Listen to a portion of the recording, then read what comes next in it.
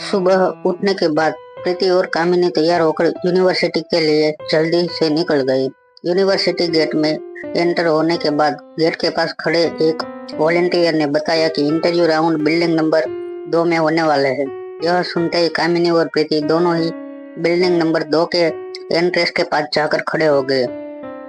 Gate के पास खड़े दूसरे वॉलेंटियर ने प्रीति और कामिनी से कहा कि वह लॉन में बने वेटिंग एरिया में बैठकर अपने राउंड का इंतजार करें। कामिनी और प्रीति दोनों लोग बैठकर अपने नंबर का इंतजार करने लगे।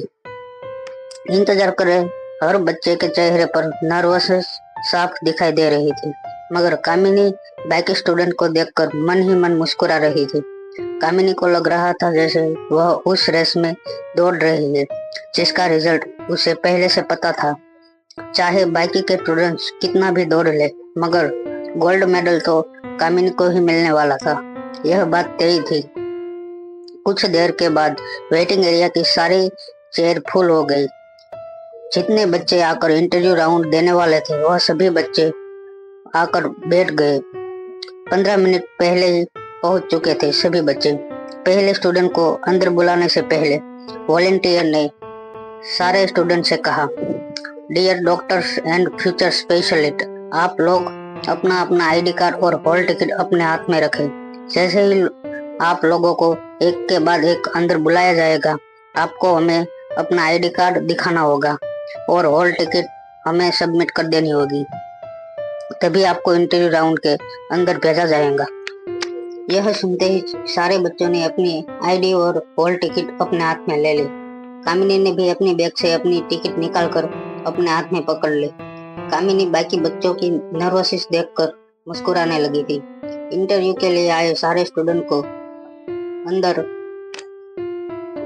जाकर सेल्फ इंट्रोडक्शन देना था, जिस बेस पर उनके प्रोफेसर उन्हें आगे के सवाल पूछेंगे और उसके बाद दिए गए जवाब के अनुसार स्टूडेंट को मार्क्स दिए जाएंगे। सारे बच्चे अपने इंट्रोडक्शन को रिवाइज कर रहे थे, मगर कामिनी प्राउडली अपनी जगह पर बैठकर मुस्कुरा रही थी। तभी अचानक कामिनी के ठीक बगल में बैठी हुई प्रीति अपनी जगह से खड़ी होकर कामिनी से पूछने लगी, मुझे मेरी हॉल टिकट और आईडी कार्ड नहीं मिल रहा है, क्या तुमने मेरी हॉल टिकट और आईडी कार्ड देखा है? कामिनी के बिना प्रीति को देखे बिल्कुल ही रूडली प्रीति को जवाब देते हुए कहा, तुम ठीक से अपने बैग में देखो, पता नहीं ध्यान कहाँ होता है तुम्हारा। सुबह होटल से निकलते वक्त आईडी कार्ड और हॉल टिकट अपने साथ ले तो आई थी ना? कामिनी की बात का जवाब देते हुए प्रीति ने कहा, मैंने तो सारी तैयारी कल रात को ही कर ली थी और ठीक से चेक करने के बाद ही मैंने अपनी बैग पैक की थी, मगर अब मेरी बैग में मेरी हॉल टिकट और आईडी कार्ड मुझे नहीं मिल रही है। यह कहने के बाद प्रीति दोबारा अपनी बैग में अपनी हॉल टिकट ढूंढने लगी। जब कुछ देर ढूंढने के बाद भी प्रीति को अपने हॉल टिकट नहीं मिले तो प्रीति बहुत ही घबरा गई। टेंशन में प्रीति के हाथ तो कांपने लगे थे। प्रीति की आंखों से आंसू निकलने ही वाले थे। प्रीति ने हड़बड़ाकर कामिनी से फिर से पूछा, क्या तुमने मेरी हॉल टिकट और आईडी कार्ड होटल रूम में देखा था? इस बार कामिनी ने प्रीति पर आवाज ऊंची करते हुए कहा, तुम कहना क्या चाहती हो? तुम्हारी हॉल टिकट और तुम्हारा आईडी कार्ड मैंने चुरा लिया है? ठीक है, मैंने चुरा लिया है, क्या कर लोगे तुम? डरी हुई प्रीति ने रोती हुई आवाज में कामिनी से कहा, नहीं नहीं, मेरा मतलब वह नहीं था। मुझे लगता है मेरा आईडी कार्ड और मेरी हॉल टिकट वही होटल में रह गया है। प्लीज तुम मुझे कमरे की चाबी दो, मैं अभी जाकर लेकर आती हूँ। कामिनी ने बिना किसी आर्ग्यूमेंट के अपनी पर्स से कमरे की चाबी निकाली और प्रीति को दे दी। जैसे ही प्रीति के हाथों में कमरे की चाबी आई, प्रीति दौड़कर होटल की ओर जाने लगी। जैसे ही प्रीति होटल रूम की ओर जाने के लिए निकल गई, कामिनी ने अपना पर्स कंधे पर लटकाकर वॉशरूम की ओर चलना शुरू कर दिया। वॉशरूम के अंदर जाते ही कामिनी ने अपना मेकअप आईने में देखकर ठीक किया और फिर अपनी पर्स से प्रीति की हॉल टिकट और आईडी कार्ड निकाला। हॉल टिकट और आईडी कार्ड को वही वॉशरूम में डस्टबिन में फेंक दिए। फिर अपनी हाथ चटकते हुए कामिनी ने आईने में देखकर अपने आप को शाबाशी दी। ऐसा करने के बाद कामिनी के चेहरे पर एक बड़ी सी मुस्कान आ गई। कामिनी के चेहरे को देखकर ऐसा लग रहा था जैसे अभी अभी यूनिवर्सिटी का रिजल्ट डिक्लेयर हुआ हो और कामिनी पूरी दिल्ली यूनिवर्सिटी में फर्स्ट आई हो। कामिनी के लिए प्रीति की हॉल टिकट और आईडी कार्ड को डिस्ट्रॉय कर देना किसी अचीवमेंट से कम नहीं था। चेहरे पर बड़ी सी स्माइल लेकर कामिनी वेटिंग एरिया में फिर से अपनी जगह पर बैठ गई। अपने नंबर आने का इंतजार करने लगी। थोड़ी देर बाद कॉलेज के इंटरनल माइक सिस्टम पर कामिनी गुलेरिया का नाम अनाउंस हुआ। मुस्कुराती हुई कामिनी अपनी जगह से उठकर बताए गए रूम में चली गई। रूम के अंदर 4 प्रोफेसर इंटरव्यू लेने वाले थे। कामिनी को कहीं डॉक्टर सक्सेना नजर नहीं आए। कामिनी ने सोचा, आखिर डॉक्टर सक्सेना जितने बड़े प्रोफेसर शायद एक इंटरव्यू पैनल लिस्ट का हिस्सा ना हो, मगर जरूर डॉक्टर सक्सेना ने सामने बैठे हुए इंटरव्यू पैनल की टीम को जरूर मेरे बारे में बता दिया होगा। बड़े ही कॉन्फिडेंस के साथ बिना बताए कामिनी इंटरव्यू के सामने वाले चेयर पर जाकर बैठ गई और अपना पर्स डेस्क पर रखकर सबको देखकर मुस्कुराने लगी। इंटरव्यू पैनल की टीम ने कामिनी से पूछा, क्या आपने कोई प्रीफर्ड प्रोफेसर सुना है? इस बात का जवाब देते हुए कामिनी ने कहा, जी हाँ, मैंने तय कर लिया है कि मैं किनके अंडर अपनी पोस्ट ग्रेजुएशन डिग्री करना चाहती हूँ।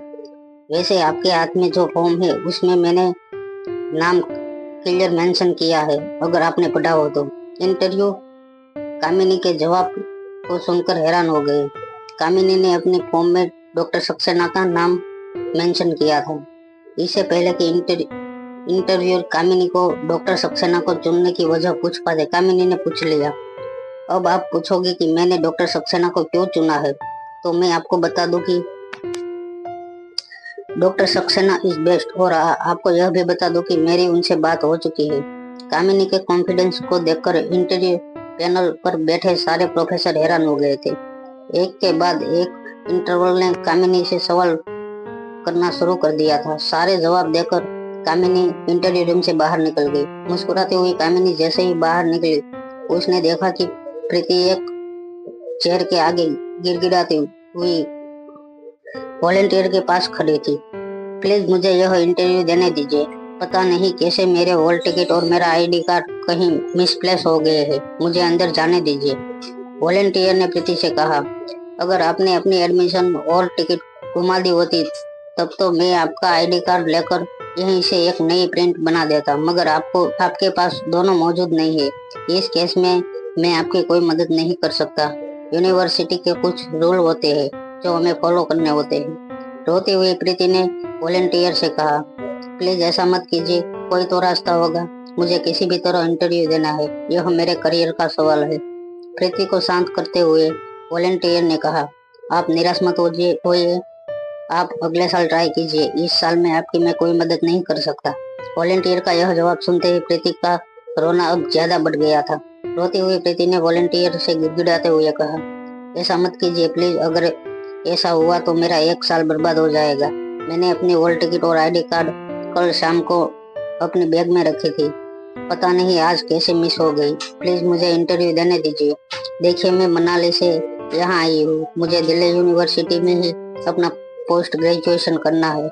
मैंने इसके लिए बहुत तैयारी की है, प्लीज यह मौका मुझसे मत छीनिए। अगर आप कहे तो मैं आपकी हायर अथॉरिटी से बात कर सकती हूँ। अगर आप चाहे तो इंटरव्यू दे देने के बाद मैं किसी भी तरह आपको अपना आईडी कार्ड का डुप्लीकेट प्रेजेंट कर दूंगी, बस मुझे यह इंटरव्यू देने दीजिए। प्रीति के इतना गिड़गिड़ाने पर यूनिवर्सिटी का वॉलेंटियर कुछ सोच में पड़ गया। वॉलेंटियर का भी दिल पिघलने लगा था। उसने सोचा कि वह अपनी हायर अथॉरिटी से बात करके प्रीति की कुछ मदद कर दे, मगर जैसे ही पास खड़ी कामिनी ने उस वॉलेंटियर को पिघलते हुए देखा, वह तुरंत ही प्रीति के पास आई और कहने लगी, क्या हुआ प्रीति, तुम्हें इस तरह यहाँ तमाशा क्यों कर रही हो? हॉल टिकट और आईडी कार्ड संभालना तुम्हारी जिम्मेदारी थी, और अगर तुमने वह दोनों घुमा दिया है तो इसे भला यूनिवर्सिटी का क्या कसूर होता है? यह तो तुम्हारे लिए नेगेटिव मार्किंग होती है, क्योंकि एक डॉक्टर का सबसे बड़ा फर्ज होता है कि उसे बहुत ही पंक्चुअल और ऑर्गेनाइज रहना चाहिए। कल को अगर तुम्हें ऑपरेशन करना हो और तुम ऑपरेशन टेबल पर पहुंचने के बाद अपना सामान भूल जाओ, या फिर कोई ऐसी चीज ऑपरेशन करते वक्त भूल जाओ जिससे पेशेंट की जान को खतरा बन सकता है, तब क्या होगा? यही सारी चीजें तो अंदर प्रोफेसर बैठकर नोटिस करते हैं। बेस्ट स्टूडेंट में इस साल अगर तुम बिना हॉल टिकट और आईडी कार्ड के अंदर चले भी गई तो तुम्हारा इंटरव्यू राउंड में फेल होना तो पक्का है। कामिनी की बात में लॉजिक जरूर था और इसलिए यूनिवर्सिटी के वॉलेंटियर ने फिर से अपना विचार बदलते हुए प्रीति से कहा, जी बिल्कुल ठीक कह रही है ये। अगले साल दोबारा कोशिश कीजिए। आपके लिए कुछ नहीं कर सकता मैं, सॉरी। इससे पहले कि प्रीति उसके सामने से कुछ और कहे, कामिनी ने प्रीति का हाथ पकड़ लिया और उसे बाहर की ओर खींचकर ले जाने लगी। कामिनी ने प्रीति को बाहर ले जाते हुए कहा, अब यहाँ और तमाशा मत करो, बाकी सब स्टूडेंट को देखो, तुम्हारे साथ साथ मेरी भी बेइज्जती हो रही है। आखिर मुझे अब कुछ साल इसी कॉलेज के कैंपस में गुजारने हैं और तुम तो दिल्ली के लड़कों को जानती हो। किसी ने यहाँ पर अगर तुम्हारे तमाशे को नोटिस कर लिया तो जब तक मैं यहाँ अपनी डिग्री पूरी नहीं करती तब तक मेरे नाक में दम कर रखेंगे। जैसे ही रोती हुई प्रीति ने कामिनी खींचकर बिल्डिंग के बाहर ले आई, प्रीति ने देखा कि अनिका की गाड़ी बिल्डिंग के ठीक सामने खड़ी थी। अनिका अपनी कार का सहारा लेकर अपने दोनों पाँव क्रॉस करके फोन पर किसी के साथ कोई इम्पोर्टेंट बात कर रही थी। ब्लैक गाड़ी, ब्लैक जूते, ब्लैक शर्ट और ब्लैक सनग्लासेस पहनी अनिका किसी फिल्म की हीरोइन की तरह पोज देकर यूनिवर्सिटी कैंपस में खड़ी फोन पर बात कर रही थी। आने जाने वाले स्टूडेंट अचानक ही अनिका को देखकर रुक जाते थे। लड़कियां यह देखकर हैरान हो जाती कि आखिर कोई लड़की इतनी सिंपल ड्रेसिंग में इतनी स्टाइलिश कैसे लग सकती थी। और लड़के यह देखकर रुक जाते कि काश यह लड़की उसी के क्लास में कोई नई एडमिशन हो। मगर उन स्टूडेंट में कोई यह बात नहीं जानता था कि जिस लड़की को वह एक फ्रेशर समझ रहे थे वह दरअसल यूनिवर्सिटी की प्रोफेसर थी, जिसे कॉलेज के पैनल पर लाने के लिए यूनिवर्सिटी ने बहुत रिक्वेस्ट की थी। अनिका को देखकर रोती हुई प्रीति ने जोर जोर से अनिका को आवाज लगाई। जानी पहचानी सी आवाज को सुनकर अनिका ने जब अपनी नजर उठाकर देखा तो प्रीति ठीक उसके अपोजिट डायरेक्शन में खड़ी होकर अनिका की तरफ अपना हाथ हिला रही थी। अनिका ने फिर से अपने फोन में देखा और एक मैसेज टाइप करने के बाद अनिका ने अपने फोन पर सेट बटन को टैप किया। फिर फोन को अपनी जेब में रखकर अनिका ने फिर से प्रीति को देखकर अपना एक हाथ हवा में उठाकर प्रीति को इशारा किया और अपनी आवाज ऊंची करते हुए पूछा, क्या हुआ, तुम रो क्यों रही हो? अनिका तेजी से चलकर प्रीति की ओर आगे बढ़ने लगी। अनिका को अपने पास आते हुए देख प्रीति भी दौड़कर अनिका की तरफ आने लगी। जैसे ही अनिका और प्रीति बीच रास्ते में मिली, प्रीति ने रोना ज्यादा बढ़ा दिया। अटकती हुई आवाज में प्रीति ने अनिका से कहा, दीदी मेरी हॉल टिकट और आईडी कार्ड दोनों गुम गए हैं और अब मुझे इंटरव्यू में बैठने नहीं दिया जाएगा। अनिका को देखकर प्रीति को ऐसा लग रहा था जैसे भीड़ में खोए हुए बच्चे को अपने माँ बाप वापिस मिल गए हो। अनिका के आने से प्रीति का रोना बढ़ गया था। दरअसल आज अनिका के यूनिवर्सिटी कैंपस में इसलिए आई थी क्योंकि उसे पता था कि आज पोस्ट ग्रेजुएशन करने वाले बच्चों का इंटरव्यू राउंड था और वह देखना चाहती थी कि प्रीति का इंटरव्यू स्मूथली हो गया था या नहीं। अनिका के कंधे पर सर रखकर प्रीति जोर जोर से रोने लगी। दिल्ली आने से पहले ज्योति बुआ ने प्रीति से कहा था कि चाहे कुछ भी हो जाए वह अनिका को किसी भी बात के लिए तकलीफ ना दे। प्रीति भी ऐसी लड़की नहीं थी कि बेवजह अपनी दीदी को किसी भी बात के लिए परेशान करे। मगर आज जो कुछ भी हुआ था वह प्रीति के लिए बहुत ही अनफॉर्चुनेट था। एक साल बिगड़ने का ख्याल बार बार प्रीति के दिमाग में घूम रहा था। इससे प्रीति का मोरल टूट गया था। प्रीति के टूटे हुए अपने सपने आंसू बनकर उसकी आंखों से बहने लगे थे। अचानक ही अंधेरी रात में अनिका रोशनी बनकर प्रीति के सामने आई थी। प्रीति यह मौका छोड़ना नहीं चाहती थी। प्रीति किसी भी तरह अनिका की मदद लेकर इंटरव्यू राउंड में बैठना चाहती थी। मगर इससे पहले कि अपने मुंह से प्रीति अपनी दीदी को मल्होत्रा खानदान की सिफारिश करने की रिक्वेस्ट करती, अनिका ने प्रीति का हाथ पकड़ा और प्रीति से कहा, चलो मेरे साथ। अनिका प्रीति का हाथ पकड़कर उसे फिर से बिल्डिंग नंबर 2 के पास ले जाने लगी। डरी और सहमी हुई प्रीति रोती हुई आवाज में अनिका से कहने लगी, दीदी आप क्या कर रही हो? क्या आप मुझे पीछे के दरवाजे से अंदर ले जाने की कोशिश कर रहे हो? अगर पकड़े गए तो बहुत बड़ी मुसीबत में फंस जाएंगे हम। वहाँ के वॉलंटियर ने मुझे देख लिया है और बिना हॉल टिकट और आईडी के वह मुझे इंटरव्यू में बैठने के लिए अप्रूवल नहीं दे रहे हैं। अगर उन्होंने देख लिया कि मैं पीछे के रास्ते से अंदर घुसने की कोशिश कर रही हूँ तो वह मेरे खिलाफ एक्शन ले सकते हैं। आज अनिका जल्दी उठकर खास प्रीति के लिए दिल्ली यूनिवर्सिटी सुबह सुबह आ पहुंची थी, जिसकी वजह से अनिका की नींद पूरी नहीं हुई थी और बार बार रो रही प्रीति को इस तरह बात करते हुए सुनकर अनिका को प्रीति के लिए बहुत गुस्सा आ रहा था। इसलिए बिना बताए प्रीति को जवाब दिए प्रीति का हाथ पकड़कर अनिका आगे चलने लगी। जिस बिल्डिंग में स्टूडेंट का इंटरव्यू लिया जा रहा था उस बिल्डिंग के एंट्रेंस के पास पहुंचकर अनिका ने अपनी जेब से फोन निकाला और फोन पर किसी का नंबर ढूंढने लगी। तभी अनिका के पीछे चल रही प्रीति ने डरी हुई आवाज में अनिका से कहा, दीदी प्लीज ऐसा मत करना, इतनी छोटी सी बात के लिए डॉक्टर सक्सेना को परेशान मत करना। हो सकता है उन्हें इस बात का बुरा लग जाए और मेरे लिए इंटरव्यू पास करना और भी ज्यादा मुश्किल हो जाए। इससे अच्छा तो यह होगा कि अगर तुम मल्होत्रा परिवार की मदद से अगर मुझे किसी तरह इंटरव्यू में बैठने की इजाजत दिलवाओ तो मेरे लिए काफी होगा। बिल्डिंग के गेट पर पहुंचते ही वॉलेंटियर ने प्रीति को पहचान लिया और अनिका और प्रीति का रास्ता रोकते हुए वॉलेंटियर ने प्रीति की आईडी कार्ड और हॉल टिकट की डिमांड की। अनिका ने अपनी फोन स्क्रीन पर वॉलेंटियर को दिखाई। फोन स्क्रीन पर थोड़ी देर कुछ पढ़ने के बाद वॉलेंटियर का एक्सप्रेशन पूरी तरह से बदल गए थे। जो वॉलेंटियर अभी अभी थोड़ा गुस्से में लग रहा था उसके चेहरे के हाव भाव अब बिल्कुल बदल गए थे। उसने अनिका से बड़ी रिक्वेस्टफुली धीमी आवाज में पूछा, मैम आप यहाँ आई हो, क्या बात है, आप मुझे बता सकते हैं? अनिका ने अपनी नजरें घुमाते हुए फोन फिर से जेब के अंदर रख दिया। अनिका ने अभी भी उस वॉलेंटियर को अपने फोन पर अपना आईडी कार्ड दिखाया था जिसमें साफ लिखा था कि अनिका दिल्ली यूनिवर्सिटी की ऑनरी प्रोफेसर थी। वॉलेंटियर यह देखकर चौंक गया था कि जिस पोजीशन पर अपॉइंटमेंट की गई प्रोफेसरों को लाखों रुपए की सैलरी दी जाती थी वह पोजीशन पर अनिका बिना सैलरी के काम करने यूनिवर्सिटी पर एक तरह से फेवर कर रही थी। इस लिहाज से अनिका की पोजीशन और ब्रिटिश यूनिवर्सिटी में काफी वजनदार थी। अनिका शायद खुद भी यह बात नहीं जानती थी कि बाकी स्टूडेंट और प्रोफेसर के लिए डॉक्टर अमृता के एक्सपीरियंस काफी फेमस थे। यूनिवर्सिटी के स्टूडेंट और प्रोफेसर के लिए डॉक्टर अमृता किसी लेजेंड से कम नहीं थी। सामने खड़ा वॉलंटियर भी दिल्ली यूनिवर्सिटी के स्टूडेंट में से एक था, इसलिए वह डॉक्टर अमृता को अच्छी तरह से जानता था।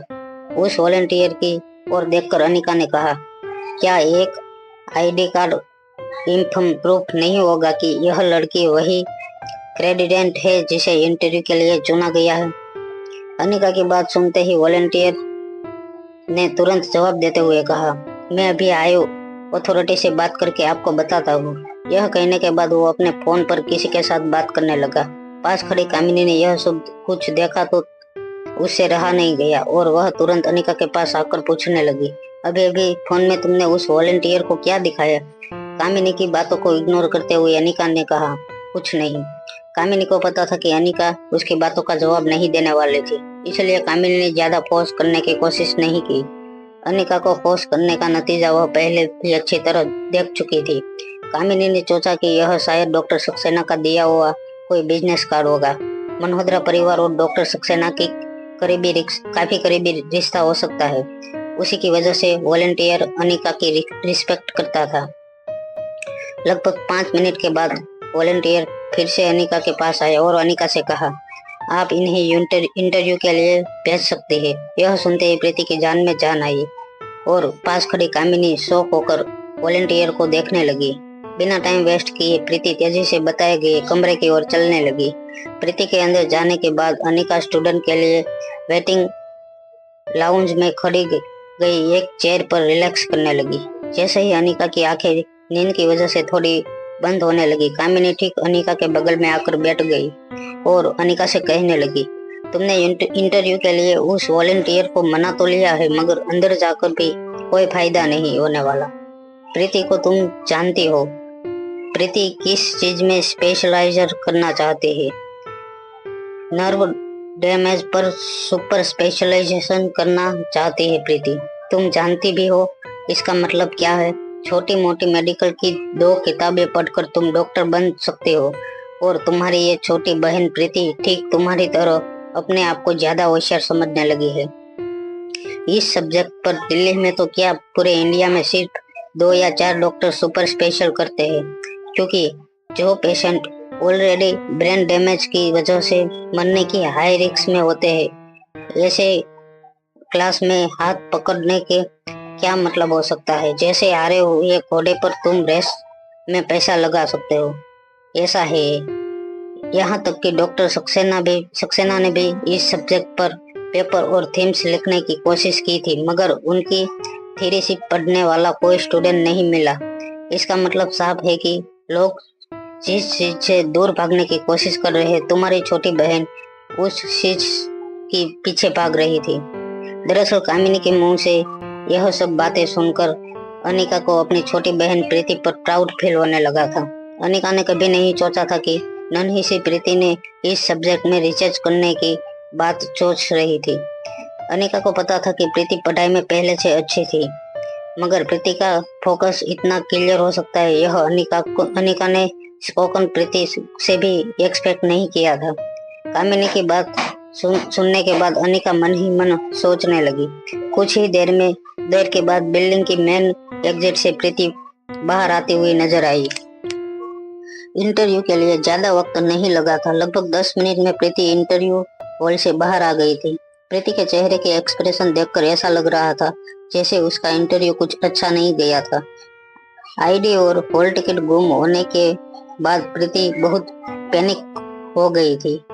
नर्वस में प्रीति ने एग्जामिनर के द्वारा पूछे गए क्वेश्चन का जो भी आंसर दिया था वह प्रीति के हिसाब से ठीक नहीं था। प्रीति के हिसाब से उसने जो तैयारी की थी वह इंटरव्यू राउंड में कहीं ज्यादा बेहतर परफॉर्म कर सकती थी। प्रीति की उतरी हुई शक्ल देखकर कामिनी के चेहरे पर मुस्कान आ गई। अभी अभी प्रीति कामिनी और अनिका के पास पहुंची थी कि अनिका जोर जोर से प्रीति से कहने लगी, मैंने पहले ही कहा था तुम्हें यह इंटरव्यू अटेंड मत करो, मगर तुम मेरी कोई बात तो सुनती ही नहीं। अब शर्मिंदा होने से क्या फायदा? प्रीति ने अपनी नजर उठाकर कामिनी की ओर देखा। बस वेटिंग एरिया में अनिका के पास जाकर बैठ गई। अनिका प्रीति को लगातार देख रही थी। प्रीति को थोड़ी देर ऑब्जर्व करने के बाद अनिका ने सोचा कि प्रीति को इस वक्त कोई सवाल पूछना ठीक नहीं होगा। इंटरव्यू राउंड के बाद कुछ ही देर में रिजल्ट अनाउंस कर दिए जाते थे और इसलिए सारे बच्चे इंटरव्यू देने के बाद वेटिंग एरिया में आकर रिजल्ट का इंतजार करने लगे थे। अनिका के लिए रिजल्ट अनाउंस होने तक वहां रुकना बहुत जरूरी था। बोरिंग प्रोसेस था। इसलिए अनिका ने अपनी जगह से उठते हुए प्रीति से कहा, मैं दोपहर तक वापस आऊंगी। प्रीति ने बिना अनिका को देखे बस अपना सर हाँ में हिला दिया। अनिका के जाने के बाद कामिनी ने प्रीति से कहा, अब जाओ, जाकर मेरे लिए कुछ खाना लेकर आओ। वैसे भी तुम तो इस इंटरव्यू में पास होने से रही, तो तुम्हें टेंशन थोड़ी कम होगी और मुझे इसलिए टेंशन नहीं है क्योंकि मुझे कोई फिक्र नहीं है। मुझे पता है कि मुझे एडमिशन मिलने वाला है। आखिर मेरा इंटरव्यू तो डॉक्टर सक्सेना के साथ पहले हो चुका था। डॉक्टर सक्सेना का नाम सुनते ही आसपास बैठे स्टूडेंट भी अब कामिनी की ओर देखने लगे थे। अचानक ही कामिनी सेंटर ऑफ अट्रैक्शन बन गई थी। हमेशा की तरह कामिनी को अपना जान सभी के लिए खिंचाना अच्छा लगता था और इसलिए कामिनी भी अब अपना मुंह चढ़ाते हुए थोड़ा इकरा कर अपनी टांग पर एक टांग चढ़ाकर चेयर पर बैठ गई। प्रोफेसर और स्टूडेंट के बीच पहले ही इंटरनेशन होना और पहले ही स्टूडेंट का एडमिशन कंफर्म हो जाना कोई गलत बात नहीं थी। यह पोस्ट ग्रेजुएशन स्टडीज में बहुत ही आम बात थी। इनफैक्ट लोग इस तरह के स्टूडेंट को ज्यादा इज्जत देते थे, क्योंकि इसका सीधा मतलब यह था कि कामिनी पहले से डॉक्टर सक्सेना जैसे बड़े प्रोफेसर को जानती थी और डॉक्टर सक्सेना अगर किसी स्टूडेंट को पहले से जानते हैं, इसका मतलब साफ था कि स्टूडेंट में जरूर कुछ तो बात होगी।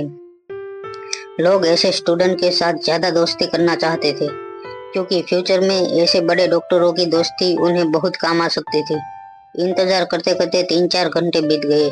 सारे कैंडिडेट्स का इंटरव्यू खत्म हो गया था। तभी किसी ने बाहर आकर सबके सामने अनाउंस किया कि लगभग आधे घंटे के अंदर रिजल्ट अनाउंस कर दिए जाएंगे। कैंडिडेट्स का इंटरव्यू प्रोसीजर खत्म होने के बाद एग्जामिनर सारे कैंडिडेट की एक रिपोर्ट तैयार करते थे। एक दूसरे से सलाह मशवरा करने के बाद वो टॉप कैंडिडेट्स की एक लिस्ट बनाते थे।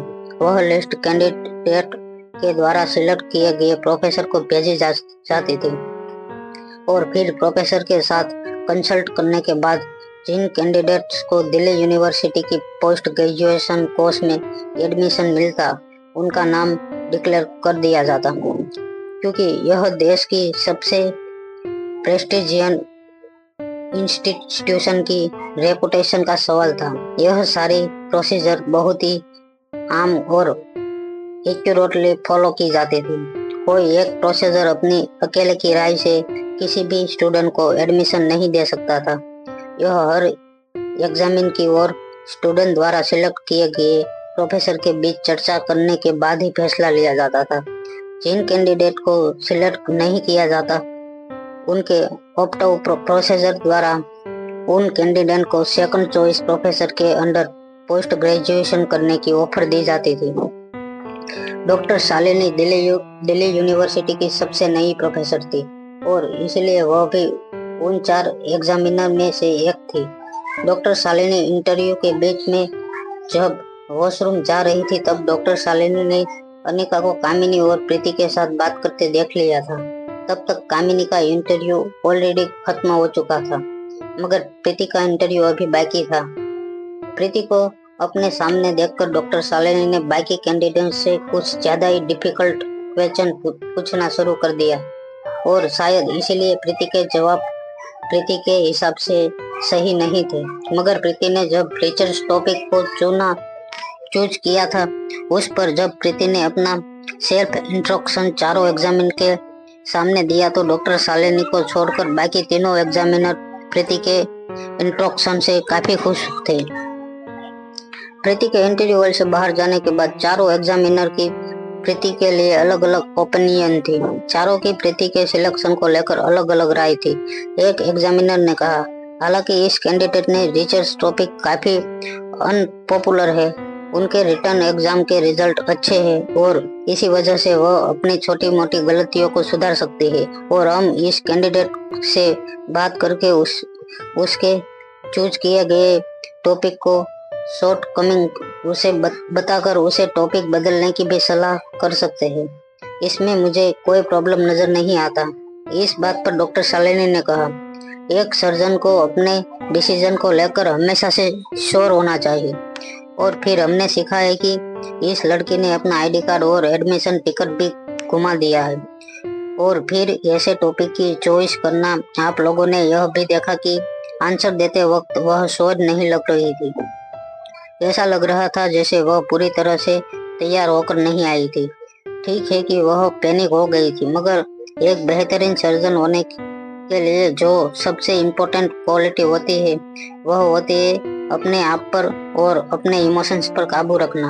अगर छोटी छोटी बातों पर सर्जन पैनिक होने लगे तो फिर ऑपरेटिंग टेबल पर जिंदगी और मौत के बीच लड़ रहे पेशेंट का क्या होगा। फिर एक टीचर ने कुछ देर सोचने के बाद कहा, मुझे लगता है आपके ख्याल से मेरा बिल्कुल विपरीत ख्याल है। इतना पैनिक होने के बावजूद उस लड़की ने इंटरव्यू में पूछे गए हर क्वेश्चन का आंसर देने की कोशिश की। अपने थॉट्स को हमारे सामने बहुत अच्छी तरह से पेश किया और आपने उस लड़की को जो सवाल पूछे थे वह उस लड़की जैसे स्टूडेंट के लेवल से काफी ऊपर थे, मगर फिर भी बिना रुके उसने हर सवाल का जवाब देने की कोशिश की। चौथे टीचर ने इस एग्जामिनर की बात से हामी भरते हुए कहा, हाँ, जहाँ तक मैं डॉक्टर सक्सेना को जानती हूँ, डॉक्टर सक्सेना को ऐसे कैंडिडेट बहुत पसंद आएंगे जिसमें कुछ अलग करने की चाहत है और चैलेंज को भी एक्सेप्ट करने की हिम्मत रखते हैं। जब डॉक्टर शालिनी ने देखा कि तीनों एग्जामिनर प्रीति के फेवर में बोलने लगे थे तब नजरें झुकाकर डॉक्टर शालिनी ने भी प्रीति के रिपोर्ट शीट पर पास का ठप्पा लगा दिया। जिन लोगों ने इंटरव्यू राउंड पास किया था। यह जरूरी नहीं था कि उन्हें पोस्ट ग्रेजुएशन में एडमिशन मिल ही जाता। इंटरव्यू प्रोसेस खत्म होने के बाद डॉक्टर शालिनी के हाथों में था कि वह सारी फाइल डॉक्टर सक्सेना तक पहुंचाए। उन स्टूडेंट की फाइल जिन्हें डॉक्टर सक्सेना के अंडर पोस्ट ग्रेजुएशन कंप्लीट करना था। कामिनी की रिपोर्ट शीट पहले ही डॉक्टर सक्सेना को भिजवा दी गई थी। जब Shalini final report doctor Saxena को सबमिट करने पहुंची, तब डॉक्टर सक्सेना ने डॉक्टर शालिनी से पूछा, क्या और कोई कैंडिडेट है जिसमें मेरे अंडर पोस्ट ग्रेजुएशन के लिए एप्लीकेशन भेजी है? कुछ देर सोचने के बाद डॉक्टर शालिनी ने डॉक्टर सक्सेना से कहा, नहीं, और कोई नहीं है। यह कहते हुए डॉक्टर शालिनी ने प्रीति की रिपोर्ट अपने हाथ में पकड़ी और फाइल के अंदर छुपा दी।